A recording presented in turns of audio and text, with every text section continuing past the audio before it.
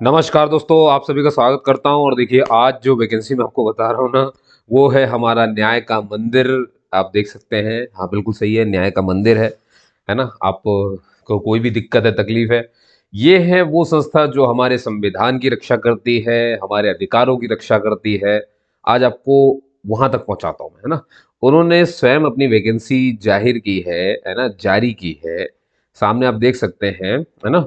कितनी पोस्ट है वो तो आप जोड़ लेना। यहाँ पर देखो, जरा जोड़ ही लेते हैं। देखो, एक एक मैं ले लेता हूँ, पेन ले लेता हूँ पहले मैं, और आपके सामने जोड़ूंगा इसे लाइव। एक आपकी हो गई 31 पोस्ट, ठीक, ये रही, है ना। टोटल 31 है। फिर आ गई 33 पोस्ट, और फिर आ गई 43। ठीक है, इनको जरा जोड़ लीजिए। तो तीन तीन छः और एक हो गई ये 7, और ये हो गया चार तीन 7 और 3 10। तो टोटल जो वैकेंसी है साहब, वो ये रही, है ना। ये टोटल वैकेंसी है गुरु, समझिए आप मेरी बात, है ना। सुप्रीम कोर्ट ऑफ इंडिया का है भैया वैकेंसी। और एक दुविधा है दोस्तों, वो मैं आपको बता देना चाहता हूँ। वो ये है कि देखिए, ये जो फॉर्म आया था ना, है ना, फॉर्म आया था, ये आया था 4 दिसंबर को। ठीक है, किसी वजह से इस पर मेरी नज़र नहीं पड़ पाई, इसके लिए मैं बहुत बहुत क्षमा मांगता हूँ आप सभी से। और दुखद ये है दोस्तों कि आज है 24 दिसंबर, और कल है 25 दिसंबर, और कल ही इसकी लास्ट डेट है। मैं सच बता रहा हूँ, मुझे आप गाली दो उससे पहले मैं आपसे माफ़ी मांग ले रहा हूँ, है ना। ये मेरे से होता नहीं है एक्चुअली में ज़्यादातर, पर ठीक है, देर है दुरुस्त है। हमें क्यों ये सोचे कि सर भूल गए, हमें तो ये सोचना चाहिए कि याद तो आ गया, चलो काम तो बन गया। और देखिए, मैं एक और खास बात बताता हूँ आपको। इसमें से ये जो कहाँ चला गया आपका जो कोर्ट मार्शल वाला है ना, मतलब एक में एक्सपीरियंस मांगा है 5 साल का, है ना। एक पोस्ट ऐसी इसमें एक्सपीरियंस है 5 साल का, बाकी किसी में कोई नहीं एक्सपीरियंस मांगा, एकदम जीरो एक्सपीरियंस है। आप आराम से काम कर सकते हो। हाँ भैया, यहाँ पे टाइपिंग स्पीड बहुत चाहिए, है ना, शॉर्ट हैंड वाली भी चाहिए। ठीक है, तो ओ भाग रहे हैं अभी। ठीक है। अब देखो, ये 31 पोस्ट में कौन सी चीजें आती है, बहुत ध्यान देना, यहाँ पर सब लिखा हुआ है। 31 पोस्ट है आपके कोर्ट मार्शल की, coast master, sorry, court master, court martial बोल रहा हूं। ठीक है ना, शॉर्ट हैंड, नहीं समझे, स्टेनोग्राफी। ये ग्रुप एक गेजेटेड पोस्ट है भाई दादा, इसीलिए तो कह रहे हैं, देखो कोर्ट मास्टर है ये, है ना। ग्रुप एक गेजेटेड पोस्ट है, और मजाक नहीं है साहब। इसकी सैलरी आप सुनोगे ना, यहाँ देखो आप, सैलरी देखो आप, ये दिख रही है आपको कितनी है। वाह वाह रे वाह वाह, 67,700 रुपीज पर मंथ है ये, है ना। इतना मतलब सोचने वाली बात है। अब देखो, अगला है जो 33 जो पोस्ट खुली हैं, ये है हमारी अगली पोस्ट, का नाम है सीनियर पर्सनल असिस्टेंट की है। मैं शॉर्ट में लिख दे रहा हूं, सीनियर पर्सनल असिस्टेंट। ठीक। और ये ग्रुप बी की है। देखिए, बस पहली वाली ग्रुप ए की थी, और उसी में लॉ की डिग्री चाहिए आपको। कोर्ट मास्टर के लिए लॉ की डिग्री चाहिए, बाकी दो के लिए लॉ की डिग्री नहीं चाहिए, डिग्री होनी चाहिए, कोई भी डिग्री हो चल जाता है काम, है ना। और नीचे वाली पोस्ट है 43 वैकेंसीज किसकी खुली हुई है यहाँ पर, ये है हमारे पर्सनल असिस्टेंट की। ये पर्सनल, तो अब आप समझ गए होंगे कि सबसे बड़े होते हैं कोर्ट मास्टर, उसके बाद होते हैं सीनियर पर्सनल असिस्टेंट, और फिर आ जाते हैं पर्सनल असिस्टेंट। ये सीनियर पर्सनल असिस्टेंट है, ये नॉर्मल पीए, मतलब सीनियर पीए, और ये नॉर्मल पीए। तो नॉर्मल पीए की पोस्ट ज़्यादा है, ठीक है। अच्छा, एक बात बताओ, दोनों चाहे कोई भी हो, ये दोनों के दोनों आते हैं ग्रुप बी में, ठीक है ना। ये ग्रुप बी की जॉब होती है दोनों की दोनों, ठीक है, ग्रुप बी। और फर्क ये होता है, लेवल में अलग अलग हो जाते हैं, है ना। जैसे कि आप देखोगे, ये तो ग्रुप ए है भाई, पहला वाला जो है ये ग्रुप ए है, ठीक है ना। ये आता है लेवल 11 में, है ना, इसका लेवल 11 है। और आप ए एस पी यानी कि sorry S P A, senior personal assistant को देखोगे तो ये आ जाता है आपके 8 लेवल की जॉब है ये, पे लेवल होता है ये। और ये आ जाएगा नीचे वाला 7 लेवल पे, ठीक है ना। पोस्ट कम है तो लेवल से ही नापा जाता है, ग्रुप वही है। क्या समझ में आ गई आप मेरे को मेरी बात, है ना। बहुत अच्छे से सुनिएगा। और भैया, इनकी वैकेंसी, इनकी सैलरी भी सुन लीजिए। अगर आप सीनियर पर्सनल असिस्टेंट बन गए, है ना, इसके लिए कोई एक्सपीरियंस नहीं मांगा यहाँ पर, 47,000 पर मंथ है। और अगर आप बन गए पर्सनल असिस्टेंट तो भी बुरी बात नहीं है, सिर्फ 3,000 ही कम है, 44,900, कोई कम नहीं। आप जॉब देखो यार, सारी एक नंबर की जॉब है। हाँ, बस बात है कि ऊपर वाली ये गजेटेड है, ये गजेटेड है, ये वाली नॉन गजेटेड है दोनों, है ना। ये नॉन गजेटेड है दोनों, पीए वाली अपनी जॉब, है ना। ये इसका थोड़ा सा ध्यान रखिएगा, एज वगैरह मैं आपको अभी सब बता दूंगा। तो ये थी भैया वीडियो की शुरुआत। तो आइए जरा न्याय के मंदिर की इस वैकेंसीज के ऊपर बात करें, टोटल 107 वैकेंसीज है ना, ये आपने पढ़ ली होगी। और देखिए वैकेंसी जो है ना टेंटेटिव है, यानी कि ये घट भी सकती है, बढ़ भी सकती है, इंक्रीज और डिक्रीज हो सकती है। तो ये लिखना पड़ता है, क्या होता है भाई, किसी वजह से, कोई भी रीजन की वजह से ऐसा करना पड़ा तो क्या करेंगे। अब आइए यहाँ पर फोकस करिए आप थोड़ा सा, है ना, आप चाहेंगे तो मैं आपके लिए इसे जूम भी कर दूंगा, पर बहुत ज्यादा जूम नहीं करूंगा, मेरे ख्याल से इतना ओके। ध्यान से देखिएगा। देखिए ये आपके कोर्ट मास्टर की बात हो रही है, यहाँ पर ही मैंने सब हाईलाइट करके रखा है शॉर्ट हैंड की। देखो यहाँ पर बोला है डिग्री होनी चाहिए लॉ में, दिख रहा है ना, ये आपको ये लिखा हुआ मिल रहा होगा, ये डिग्री इन लॉ चाहिए, किसी भी अच्छी यूनिवर्सिटी से करा हुआ आपने। दूसरा इन्होंने कहा है कि भैया प्रोफिशिएंसी, यानी कि बिल्कुल महारता होनी चाहिए आपके शॉर्ट हैंड में, वो भी इंग्लिश का शॉर्ट हैंड चाहिए इनको, है ना, और आपकी स्पीड उस समय होनी चाहिए 120 वर्ड्स पर मिनट। ठीक है, उम्मीद करता हूँ शॉर्ट हैंड सबको पता होगा, ठीक है ना, जो लोग इसे पढ़ते हैं या भरते हैं। शॉर्ट हैंड एक लिखने का तरीका होता है कोड में, है ना, चीजों को। तो इंग्लिश के कोड में अगर ये लिख पा रहे हैं तो देखो ना, 120 वर्ड्स पर मिनट भाई, एक मतलब एक मिनट में 120 शब्द लिखने हैं। लेकिन वो 120 शब्द पूरी स्पेलिंग में नहीं होंगे, वो कोड में होंगे, उसे कहते हैं शॉर्ट हैंड। नाम है ना शॉर्ट हैंड लिखिए, इसलिए ऐसा होता है। ठीक है, तो ये ध्यान रखना है आपको। फिर अगला है, देखिए बनी बात है, कंप्यूटर का नॉलेज तो आप चाहिए चाहिए, कंप्यूटर ऑपरेशन में आपको नॉलेज हो, और उसकी टाइपिंग स्पीड देखो। अब ये कंप्यूटर की टाइपिंग है, ये देखो ये कम है 40 वर्ड्स, ये आप टाइप करोगे एक मिनट में 40 वर्ड्स टाइप हो सकते हैं, 120 वर्ड्स टाइप नहीं हो सकते, इसीलिए वो शॉर्ट हैंड है, वो हाथ से लिखने हैं, है ना, हाथ से लिखने हैं, मतलब सामने वाला डिक्टेट करेगा और आपको इसे लिखना पड़ेगा। क्लियर है कहानी, बहुत बढ़िया। चलिए, अब यहां पर इसके लिए एक्सपीरियंस मांगा गया है, वो भी 5 साल का, है ना, रेगुलर सर्विस होनी चाहिए, कहीं भी आपने किया हो, प्राइवेट सेक्टर, प्राइवेट सेक्रेटरी के रूप में ना, या फिर सीनियर पीए, है ना, सीनियर स्टेनोग्राफर, ये सब अगर आप रहे हो किसी भी पब्लिक सेक्टर में या उससे जुड़ी बॉडी में या गवर्नमेंट में कहीं पर भी किया हो तो ये बात है। तो देखिए बस यही एक पहली जो जॉब है, मतलब पहली ये पोस्ट है ना, कोर्ट मास्टर। इसकी टोटल 31 वैकेंसीज हैं, इसी में 5 साल का एक्सपीरियंस मांगा है, बाकी कहीं आप देखोगे एक्सपीरियंस नहीं आएगा, ये देखो। फिर इसके बाद बात करेंगे पेपर कैसे होना है। देखिए, तो for the post of senior personal assistant, अब ये सीनियर पर्सनल असिस्टेंट देखो, सिर्फ डिग्री बोला, ये नहीं बोला कि लॉ की होनी चाहिए, तो कोई भी डिग्री चल जाएगी, B tech, whatever you have, है ना, everything is fine here, fit and fine. तो ये आ गई डिग्री भाई, है ना, ठीक। आगे देखिए प्रोफिशिएंसी इसमें भी शॉर्ट हैंड की लगेगी, लेकिन उतनी नहीं जितनी इसमें लगी थी, यहाँ पर 120 थी, यहाँ पर देखिए 110 वर्ड्स आपको लिखने एक मिनट में। कंप्यूटर यहाँ पर टाइपिंग चाहिए आपको 40 वर्ड्स पर मिनट। अब आ जाइए अगली पोस्ट के लिए, पर्सनल असिस्टेंट की। इसकी 43 जॉब्स हैं, जैसा कि आपने देख लिया है। इसमें भी सिर्फ डिग्री चाहिए, शॉर्ट हैंड में यहाँ पर 100 वर्ड्स, और कम हो गया।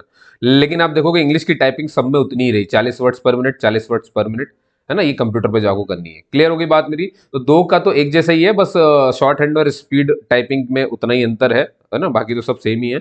और वहां पर सबसे ऊपर वाले में लॉ की डिग्री चाहिए थी, बाकी दो में लॉ की डिग्री नहीं चाहिए। एज आप देख लें, अगर आप पहली पोस्ट यानी कोर्ट मास्टर की बात करते हैं जिसमें 5 साल का एक्सपीरियंस भी मांगा गया है, अगर उसमें एज आप देखोगे तो मिनिमम एज 30 है और मैक्सिमम 45 है। इसमें मैं बता दूं कि यहाँ पर जो एज लिखी रहती है, ये लिखी होती है जनरल के हिसाब से, यूआर के हिसाब से, ठीक है ना। अब आप अपनी कैटेगरी में अपने हिसाब से आप देख सकते हो, जैसे कि आपको पता है कि आपको सेंट्रल गवर्नमेंट SC ST को 5 साल की छूट देती है, तो ये 5 साल की छूट जो होती है ना, जनरल की मैक्सिमम एज में होती है। तो जैसे जनरल की मैक्सिमम एज यहाँ पर 45 है, तो SC ST वाले इसमें 5 साल जोड़ दें, मतलब उनके लिए 50 साल है मैक्सिमम एज। वहीं आप ओबीसी में जाओगे ना, नॉन क्रीमी लेयर में, तो उनको सेंट्रल गवर्नमेंट देती है +3 मैक्सिमम एज में। ऐसे ही जो हमारे हैंडीकैप लोग होते हैं, पर्सन विद बेंचमार्क डिसेबिलिटी, उनको मिलते हैं 10 साल एक्स्ट्रा, है ना।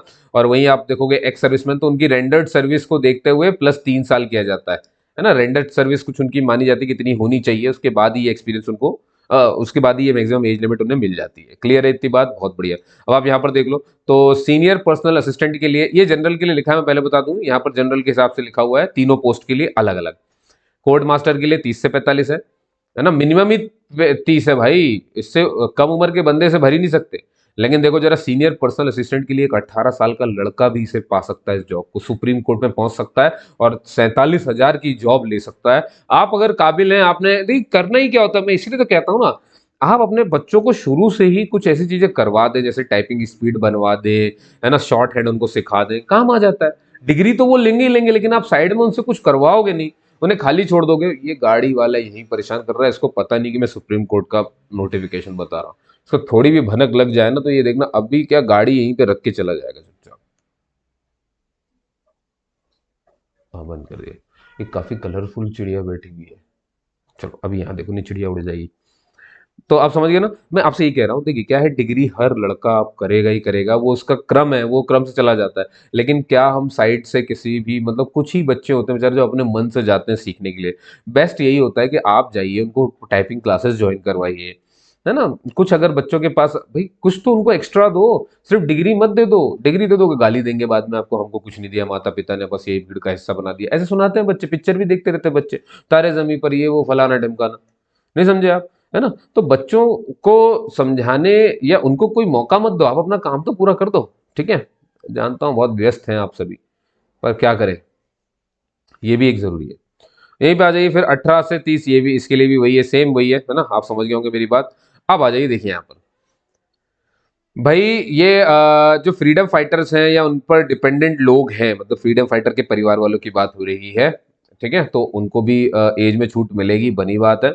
और देयर विल बी, ध्यान से देखना, जो डिपार्टमेंटल कैंडिडेट है ना, जो पहले ही सुप्रीम कोर्ट ऑफ इंडिया में काम कर रहे हैं, उनके लिए कोई अपर एज लिमिट नहीं है, नो अपर एज, मतलब उनको तो भैया वो रिटायर हो रहे हैं तो भी इसे भर सकते हैं, सीधी सी बात।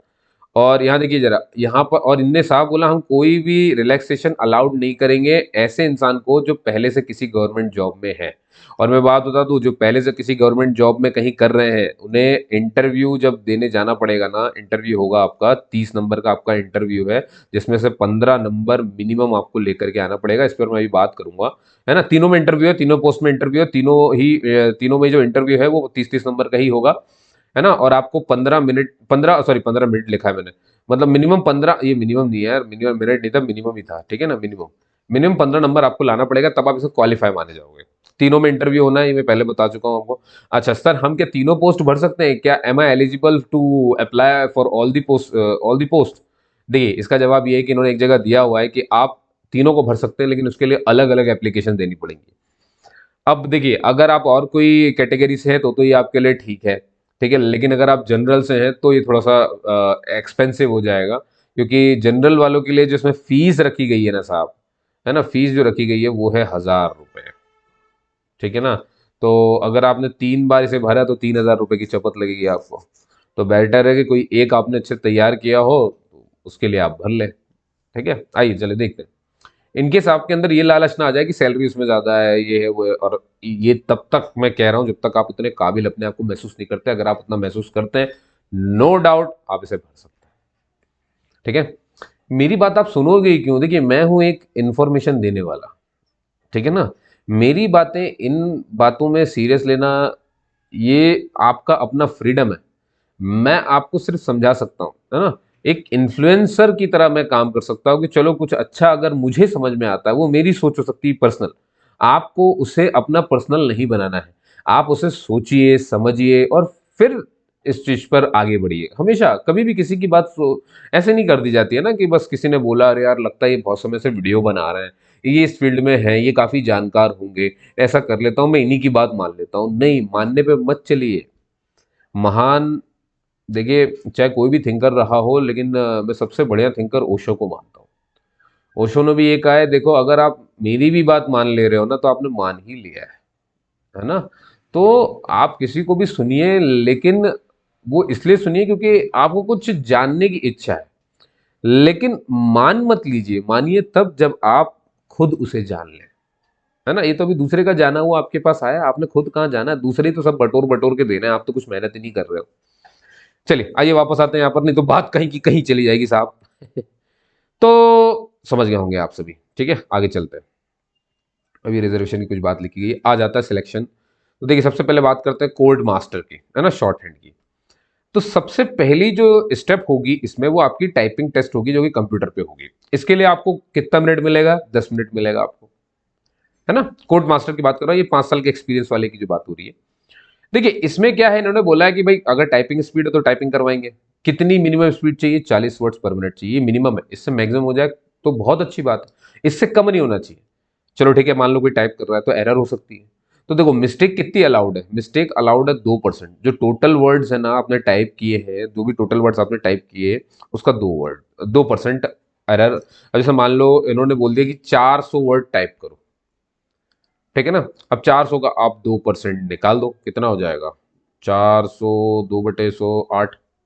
8 शब्दों की गलती हो सकती है, समझिए ना। अगर ऐसा हो जाए तो देखो मैंने कहा ना 400 वर्ड्स अगर उन्होंने दे दिए तो आप 8 शब्द गलत कर सकते हो, ठीक है ना। इसका थोड़ा सा ध्यान रखिएगा। ये टाइपिंग स्पीड है।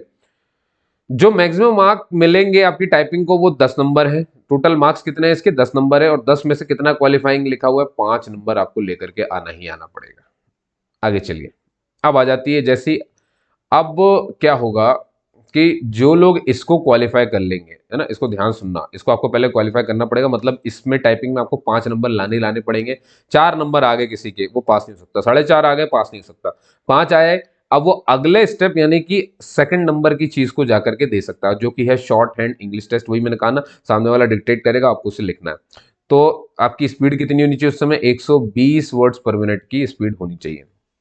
7 मिनट मिलेंगे, ठीक है ना, 7 मिनट मिलेंगे। अब वो कितना लिखवाते हैं ये उनके ऊपर निर्भर करता है। अच्छा, ये जो टाइम आप देख रहे हो ना ट्रांसक्रिप्शन का, ये है 45 मिनट, ठीक है, 45 मिनट। ये 45 मिनट का मतलब ये है, जो आपने लिखा उसे डिकोड करने के लिए अलग से ही 45 मिनट मिल रहा है ना। आपके डिक्टेशन में तो 7 ही मिनट रहेंगे, ये ध्यान से सुनना है, 7 ही मिनट है, ठीक है। मेरे ख्याल से आप समझे नहीं मैं जो समझाना चाह रहा हूँ।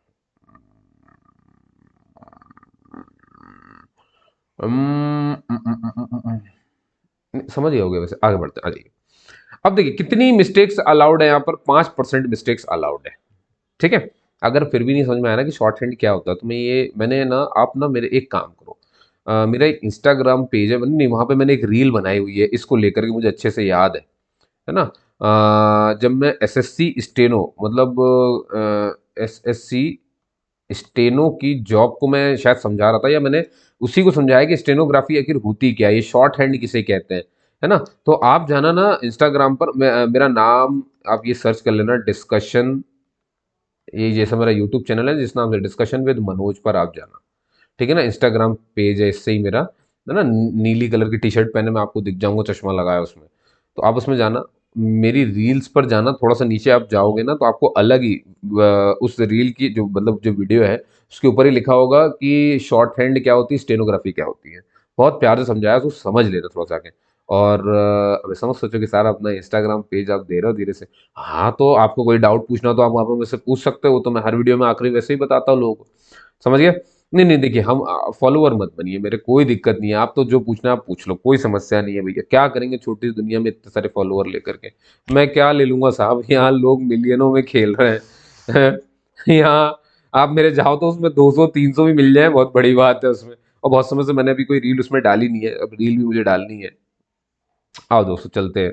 देखिए, तो मिस्टेक्स परमिसिबल कितने हैं? 5% आप मिस्टेक्स कर सकते हैं टोटल वर्ड के।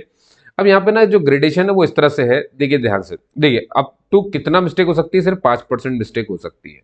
अब आपको लगे कि सर मैं क्या, कितनी मिस्टेक करूं तो कितने नंबर मिलेंगे? देखो, अगर आप क्या, एक तो 100 नंबर है टोटल शॉर्ट हैंड के, टोटल शॉर्ट हैंड के कितना मिल रहा है नंबर, कितने हैं? 100, और मिनिमम क्वालिफाइंग है 50। तो 50 जानते हो किसके आएंगे? जो 5% मिस्टेक कर देंगे उसको 50% नंबर मिल रहे हैं, यानी उसे 50 नंबर मिल जाएंगे। लेकिन अगर किसी ने 6% मिस्टेक कर दी तो फिर वो मिनिमम क्वालिफाइंग से कम हो जाएगा, समझिए ना। जितनी ज्यादा मिस्टेक उतने नंबर कम होते जाएंगे। तो 5% से ज्यादा मिस्टेक मत करना, यही वो परसेंटेज लिखा है। और जो यहाँ पर बना है ना, यही तीनों में बना हुआ है, यही तीनों में बना हुआ है, टेंशन मत लो। अब ध्यान सुनो, जो शॉर्ट हैंड को क्वालिफाई करेंगे यानी मिनिमम 50 नंबर आ जाए जिसके, वो अगले में जाएगा, और अगला है साहब आपका रिटर्न टेस्ट। यहाँ देखो जरा, है ना, ये कोर्ट मास्टर में रिटर्न टेस्ट भी ऑब्जेक्टिव का टेस्ट है। इसमें टोटल 100 क्वेश्चन आपको मिलेंगे। 100 में जो 50 क्वेश्चन है वो इंग्लिश के रहेंगे, 15 क्वेश्चन आपके मैथ्स के रहेंगे, 25 क्वेश्चन आपके लॉ से जुड़े हुए रहेंगे, और 10 क्वेश्चन आपके जनरल नॉलेज रहेंगे नॉर्मल। तो 100 नंबर का पेपर है, इसमें 50 नंबर जो है क्वालिफाइंग मार्क्स लेकर के आना है। और ये जो पेपर रहेगा ऑब्जेक्टिव आपका, ये 1 घंटे 45 मिनट का है, ठीक है ना, ये आप समझ गए होंगे।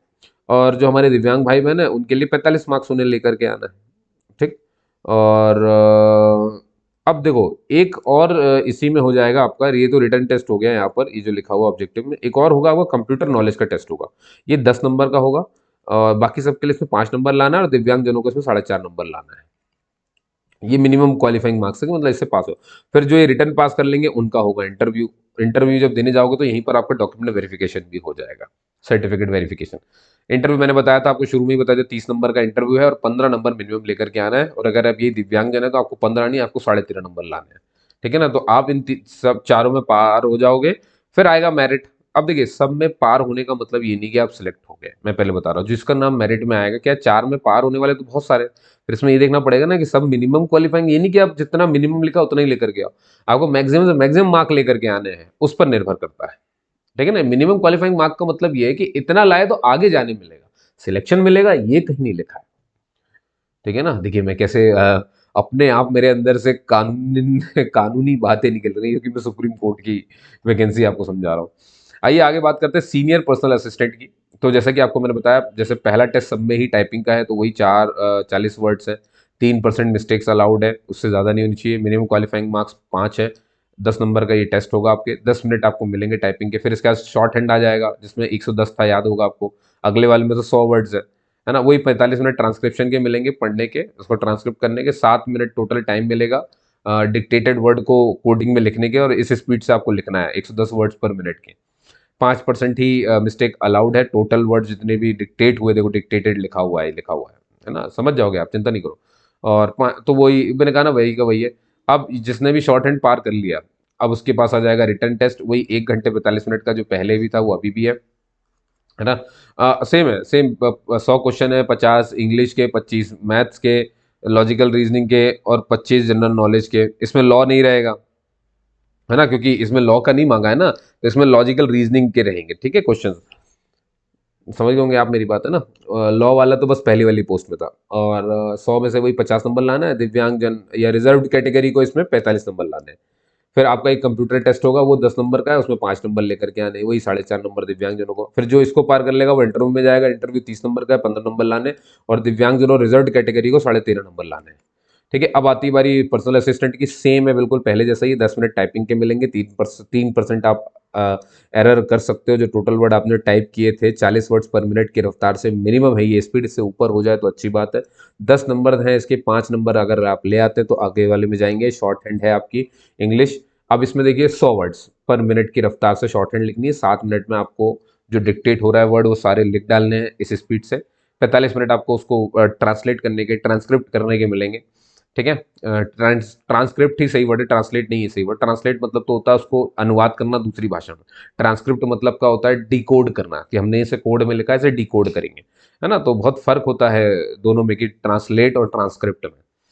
अब देखिए 5% ही एडमिसिबल है, और ये लिखा हुआ है कितना कितना ग्रेड मिलेगा। अगर आपने एक भी मिस्टेक नहीं करी तो पूरे 100% मार्क्स आपको मिलेंगे, 1% करी तो 90% मिलेंगे, ऐसे करते हुए आपको ये बताना है। फिर ये निकाल लिया आपने शॉर्ट हैंड वाला, तो वही रिटर्न टेस्ट फिर से वही। अब इसमें लॉ के क्वेश्चन नहीं होंगे क्योंकि दोनों में लॉ की बात नहीं है, ध्यान रखना ना। पीए और सीनियर पर्सनल असिस्टेंट और पर्सनल असिस्टेंट में लॉ की डिग्री की आवश्यकता नहीं है, बस कोई भी डिग्री चलेगी, इसीलिए इसमें लॉ के क्वेश्चन जैसा अलग से नहीं है। नॉर्मल जैसे एसएससी आप देते हो वैसा ही है, 100 नंबर का ही है जैसा अभी तक चल रहा था। 50 नंबर क्वालिफाइंग है, 1 घंटा 45 मिनट का पेपर है। रिजर्व कैटेगरी और दिव्यांगजनों के लिए 45 मार्क्स है। कंप्यूटर नॉलेज वही 10 नंबर का, 5 नंबर क्वालिफाइंग है। रिजर्व कैटेगरी दिव्यांगजनों के लिए 4.5 मार्क्स क्वालिफाइंग है। फिर इसके बाद जो इसको क्वालिफाई कर लोगे, जितने क्वालिफाइंग मार्क्स है उतना ले आए मिनिमम, तो आप इंटरव्यू में जा सकते हो। 30 नंबर का इंटरव्यू है, 15 नंबर क्वालिफाइंग है। लेकिन रिजर्व कैटेगरी और पर्सन विद बेंचमार्क डिसेबिलिटी के लिए ये 13.5 मार्क्स है। तो ये था भैया इनका, ठीक है ना। और ये वही बातें लिखी जो मैंने आपको बताया है। ठीक है, अब देखिए सेंटर कहाँ होगा। टोटल इन्होंने 16 राज्य चुने हैं और 23 सेंटर उन 16 राज्यों में निशाने बनाए हैं। छत्तीसगढ़ आपको इसमें कहीं पर नजर नहीं आएगा, यहाँ देखिए यहाँ स्टेट लिखे हुए हैं, ठीक है, छत्तीसगढ़ आपको नजर नहीं आएगा, छत्तीसगढ़ को स्टेट को सेंटर नहीं बनाया। भोपाल दिख रहा होगा आपको, ये मध्य प्रदेश का, क्योंकि मैं यहीं से हूँ, है ना। तो मैं अपना शहर ढूंढ लेता हूँ, मेरे एक और शहर दिख रहा होगा आपको, जबलपुर, है ना। मेरे दो शहर हैं भाई मध्य प्रदेश के, और देख लेता हूँ, रुको जरा। ये तो प्रयागराज है, यूपी का हो गया। वेस्ट वेस्ट बंगाल का हो गया। ये कानपुर, ये भी यूपी का हो गया, है ना। पटना बिहार का हो गया, नागपुर हो गया अपना महाराष्ट्र का, जयपुर हो गया अपना राजस्थान, है ना। मैसूर कर्नाटक हो गया, महाराष्ट्र मुंबई, लखनऊ यूपी, है ना। अहमदाबाद गुजरात, अम्बाला बेंगलुरु कर्नाटका, हैदराबाद। बस ठीक है यार, कितना वो खेल रहे हैं क्या गेम हम यहाँ पे। तो 3 सेंटर आप चुन सकते हैं। चलिए आगे चलते हैं यहाँ से। और जैसे कि मैंने बताया, 1,000 रुपये फीस है भैया, जनरल के लिए, ओबीसी के लिए। ये वो वेबसाइट है जिस पे जाकर के आपको देखना है ना, जब भी और 250 रुपये लगेंगे SC ST, एक्स सर्विसमैन, दिव्यांग भाई बहन और फ्रीडम फाइटर के डिपेंडेंट के लिए। ऑनलाइन मोड में ही सब कुछ करना है, ठीक है। और लास्ट डेट जैसे कि आपको पता है 25 दिसंबर है ना, रात के 12 बजे तक आप इसे भर सकते हैं कल, है ना। उम्मीद करता हूँ आज ही भर लेंगे, अगर आज पता चल जाए तो जल्दी जल्दी सर्कुलेट कर देना दोस्तों, इस वीडियो को फटाक से 2 की स्पीड में देख के खत्म कर लेना। ये देखो लिखा हुआ है submit separate online application for each test, तो अलग अलग फीस देनी पड़ेगी, फीस एक बार सबमिट हो जाएगी दोबारा नहीं मिलेगी। रिक्वायर्ड जो है भैया सिग्नेचर और फोटो वगैरह जो है ये सब रिसेंट वाली अपलोड कर देना, यही सब तो हर जगह लिखा होता है जो इसमें भी लिखा हुआ है। और भरने के बाद अपने एक एप्लीकेशन प्रिंट अपने पास भी रख लेना उसको, समझिए। और कोई भी टीए डीए नहीं मिलेगा, आने जाने खर्चा पानी नहीं देंगे ये लोग अभी, है ना। और ये रहा भाई, ये वही वेबसाइट है, कितनी बार देखो, एसएमएस के थ्रू ये सब हो गया, खत्म कहानी। ठीक है साहब।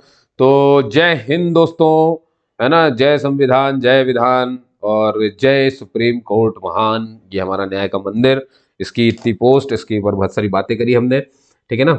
और उम्मीद करता हूँ आपको सब कुछ समझ में आया होगा। कोई दिक्कत है, कोई डाउट है तो बनी बात है, अब इसको थोड़ा जूम कम कर लो। तो आप मुझसे कहाँ मिल सकते हो, यहीं पर मिल सकते हो, और मैंने इंस्टाग्राम तो आपको बता ही दिया है।